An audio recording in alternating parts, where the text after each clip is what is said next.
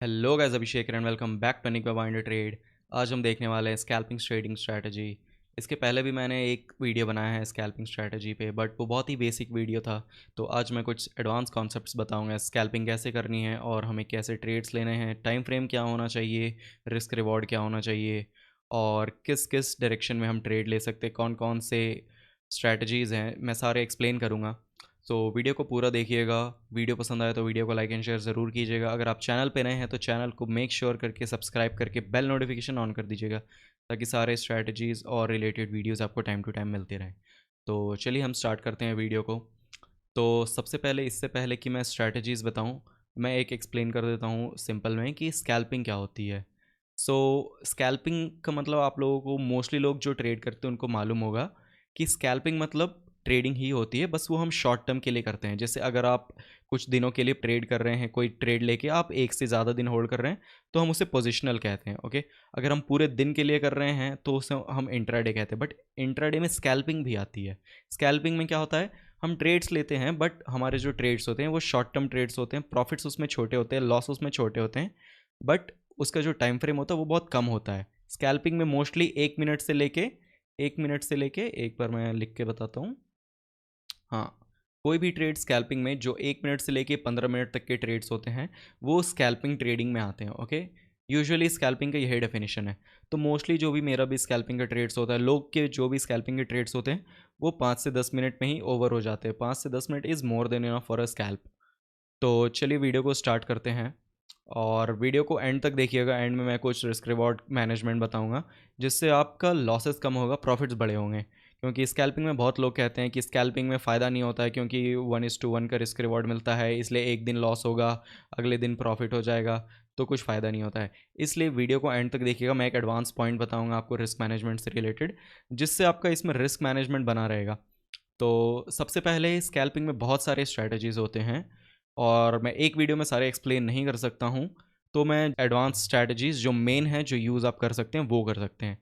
तो सबसे पहले हमें क्या देखना है, सबसे पहले हमें स्कैल्पिंग में एक दिन पहले ये डिसाइड करना है, मार्केट की एनालिसिस करनी है।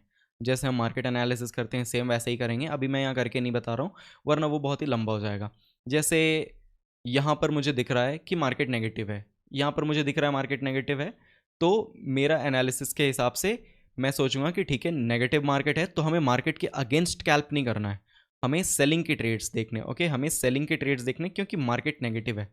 अगर यहाँ पे मार्केट जैसे पॉजिटिव है, तो हम पॉजिटिव के ट्रेड्स देखते हैं, हम यहाँ पॉजिटिव ट्रेड्स देखते हैं। तो पहला चीज़ कि हमें देखना है कि मार्केट का ट्रेंड किस डायरेक्शन में, अपसाइड में है या डाउन साइड में है, और हमें ट्राई करना है कि हम मार्केट के साथ ही रहें, मार्केट के अगेंस्ट नहीं जाना है, वरना मार्केट बड़ा लॉस दे सकती है। तो ये हमने पहले डिफाइन कर लिया, डिसाइड कर लिया अपने एनालिसिस से। सेकेंड पॉइंट आता है हमें कैसा ट्रेड करना है। तो स्कैल्पिंग में फ़ायदा एक होता है कि जैसे जब डायरेक्शनल मार्केट रहेगा तो हमें तो बड़ा प्रॉफिट मिलेगा ही, वो स्कैल्पिंग में भी मिलेगा, पोजिशनल में भी मिलेगा, इंट्राडे में भी मिलेगा।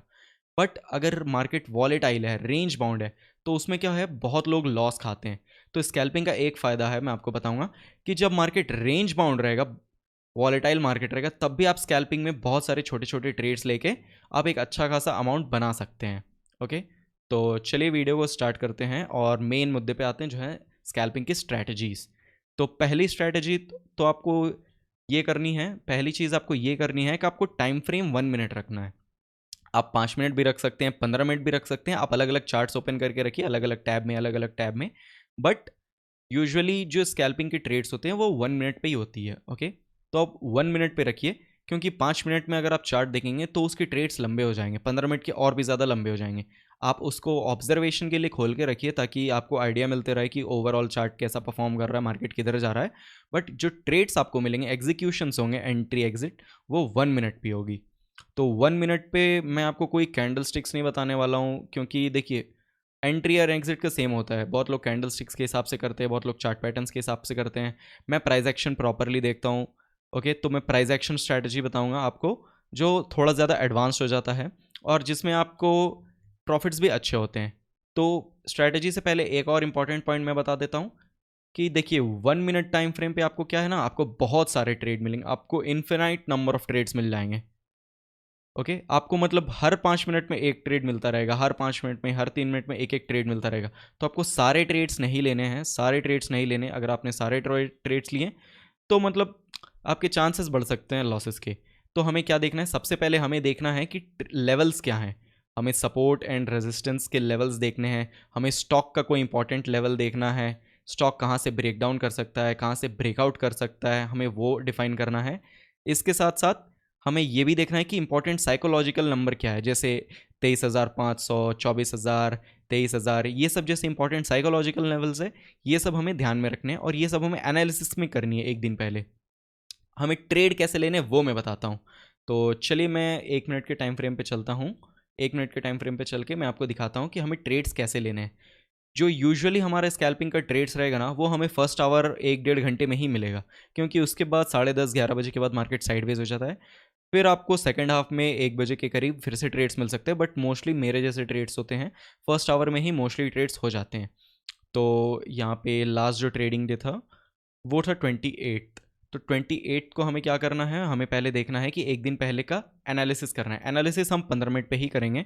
हम कोई बहुत बड़ा 1 मिनट पे एनालिसिस नहीं करने वाले, 15 मिनट और 5 मिनट पे ही हमारी एनालिसिस रहेगी।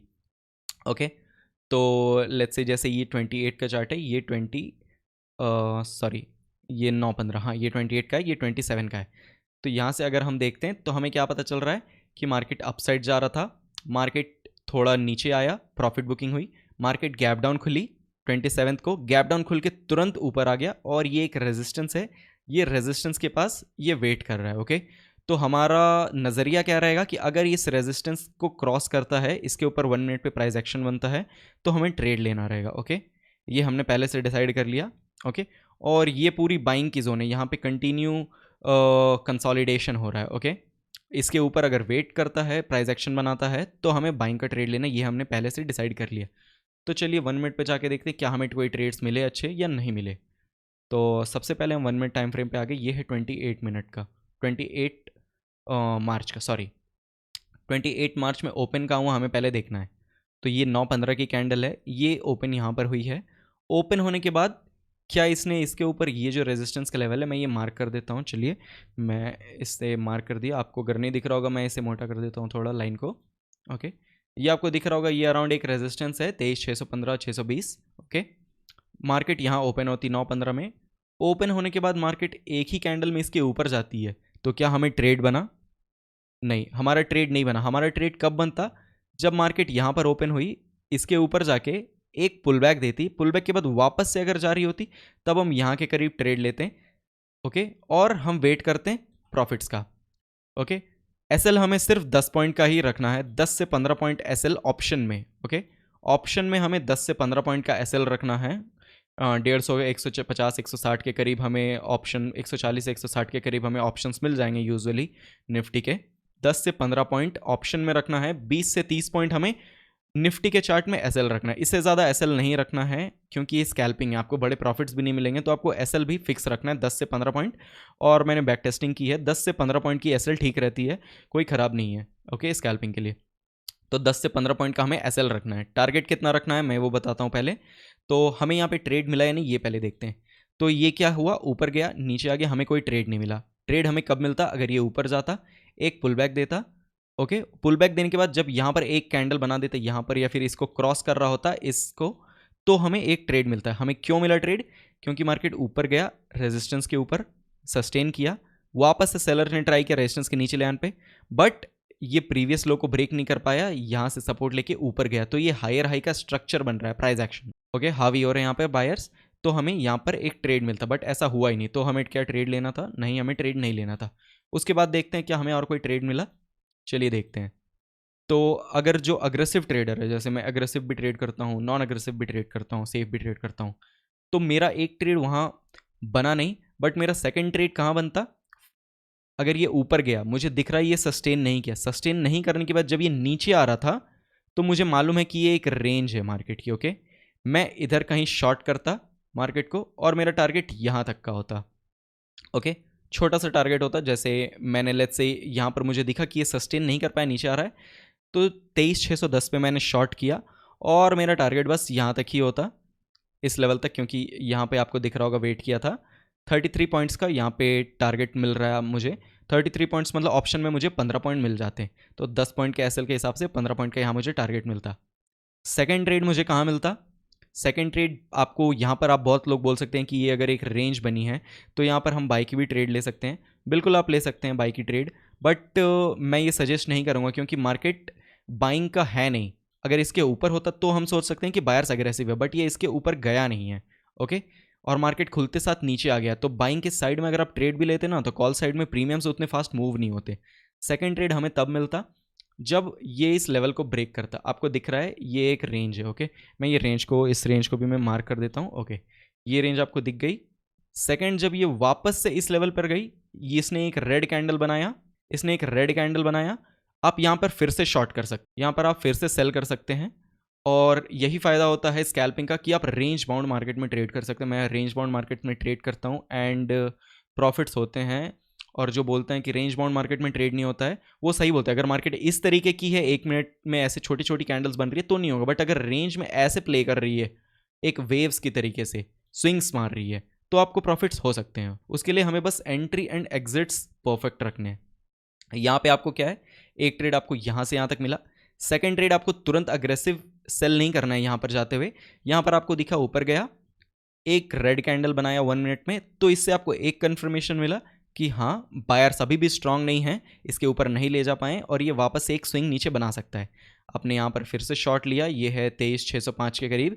आपको यहाँ पर टारगेट या तो आप यहाँ बुक कर सकते हैं या फिर आप यहाँ पे कहीं पे बुक करते हैं, आपकी मर्जी है। या तो अगर आप होल्ड करना चाहते हैं, अगर आप प्रॉफिटेबल है तो आप होल्ड कर सकते हैं इसको प्राइस एक्शन के अकॉर्डिंग। ये हाई राइज बना रहा है यहाँ पर, यहाँ से ऐसे करके आप होल्ड कर सकते हैं, या फिर आप 15-20 पॉइंट का 1:2 का टारगेट आप लेके वेट करिए। ओके, यहाँ से आपको देखिए 23,605 से लेके 575, 2 कैंडल में इतने नीचे आ गया 570 तक, तो आपको यहाँ पे 40 पॉइंट के करीब का, मतलब ऑप्शन में 1:2 का प्रॉफिट आपको मिल गया।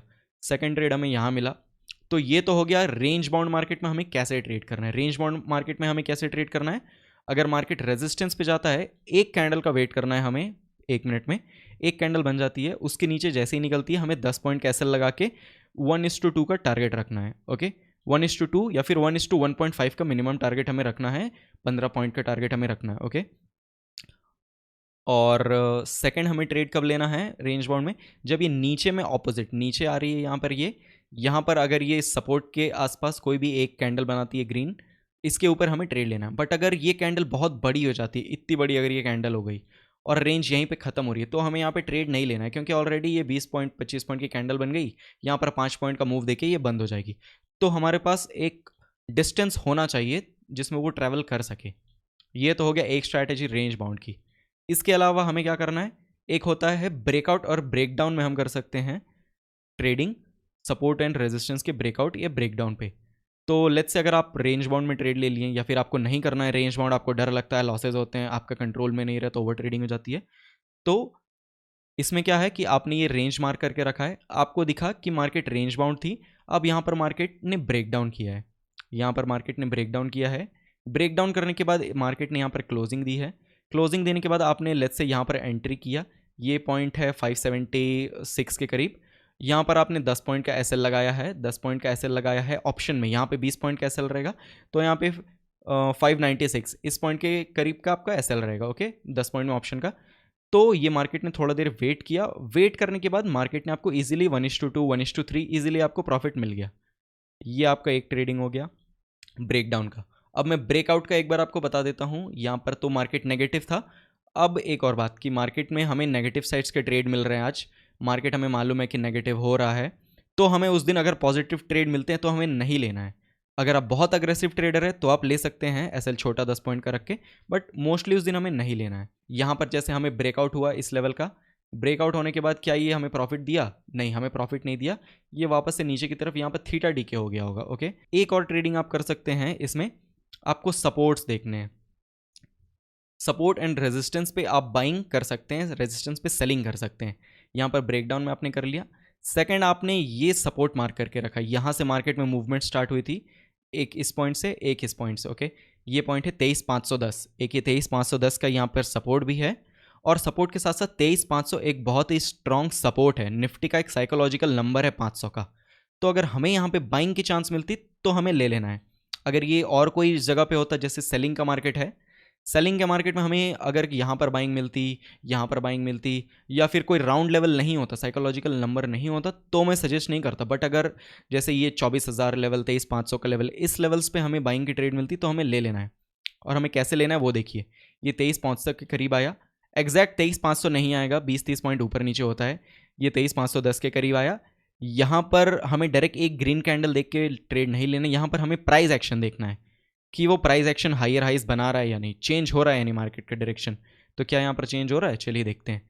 यहाँ पर नीचे की तरफ आया प्राइस एक्शन बना के, अब यहाँ से मार्केट अपसाइड गया, सेलर ने एक बार फिर से ट्राई किया, बट बायर जो यहाँ पर खरीदे थे वो यहाँ पर फिर से खरीद लिए, वापस से ये ऊपर लेके चला गया। तो जब इस पॉइंट के करीब ये ब्रेक कर रहा था, इस पॉइंट के आसपास, ये पॉइंट है 23,525 के आसपास, यहाँ पर हमें एक बाई साइड का ट्रेड लेना था। हमें ऑप्शन चार्ट में 10 पॉइंट का एसएल रखना था और निफ्टी में हमें 20-25 पॉइंट का एसएल रखना था। ओके, एसएल यहाँ तक का हमारा हो जाता, यहाँ तक का एसएल हमारा हो जाता। और ये क्या हमें 1:2 दिया है, इजीली हमें ये 1:2 1:3 दे दिया। यहाँ पर हम बाय कर सकते हैं क्योंकि एक स्ट्रॉन्ग सपोर्ट है 23,500। कोई भी लेवल पे हमें बाइंग और सेलिंग नहीं करनी है, हमें देखना है कि या तो हम सपोर्ट के आसपास बाइंग कर रहे हैं या रेजिस्टेंस पे सेल कर रहे हैं। ओके, या तो स्टॉक का कुछ इंपॉर्टेंट लेवल है, डिमांड जोन, सप्लाई जोन।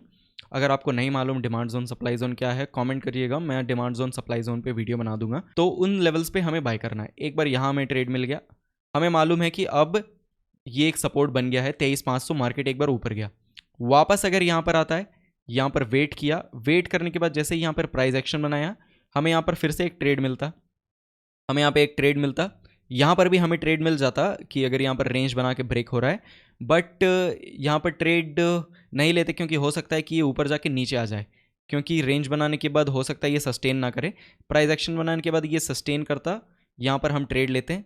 क्या हमारा एसएल हिट होता, चलिए एक बार देखते हैं कि एसएल हिट होता है या नहीं। 25 पॉइंट का लेट से हम एसएल लगा रहे हैं, जो ऑप्शन में 12-13 पॉइंट का रहेगा, या फिर 20 पॉइंट ही देखते हैं। यहाँ पर हम ट्रेड ले रहे हैं और यहाँ से 20 पॉइंट नहीं, ये भी हमारा एसएल हिट नहीं होता।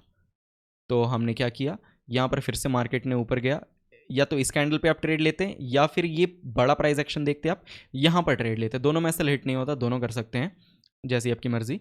यहाँ से हमें एक बहुत ही बढ़िया ट्रेड मिलता है। और जब मार्केट आपके साथ जा रहा है, आपके फेवर में जा रहा है, बहुत फास्ट मोमेंटम में, उस टाइम प्रॉफिट बुक मत कीजिए। आपका भले टारगेट 1:1 1:2 1:3 मिल गया है, बट अगर मार्केट बहुत फास्ट ऊपर जा रहा है, आप प्रॉफिट बुक मत कीजिए, क्योंकि उस दिन मार्केट बड़ा प्रॉफिट्स दे सकता है आपको, फिर आपको बाद में रिग्रेट्स होंगे।